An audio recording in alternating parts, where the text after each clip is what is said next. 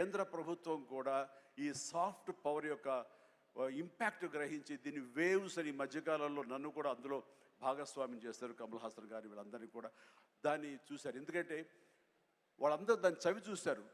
K pop అని ఒక కొరియాకు సంబంధించి దక్షిణ కొరియాకు సంబంధించినటువంటి ఒక కే పాప్ కానీ కే సినిమా కానీ అలాగే జపాన్కి సంబంధించిన యానిమే కానీ ఇవన్నీ కూడా వాళ్ళ యొక్క కంట్రీ ఎకానమీని ఇంపాక్ట్ చేసి దానికి ఎంతో తోడ్పాటు అందించింది. వాళ్ళ జీడిపి పెరిగింది. కాబట్టి ఇది చాలా తేలిగ్గా సినిమా కదా ఏముందిలే ఇందులో అనేలాగా తేలిగ్గా తీసుకోకుండా దీని యొక్క ప్రభావంతో మన రాష్ట్ర ఎకానమీ కూడా పెంచుకోవచ్చు.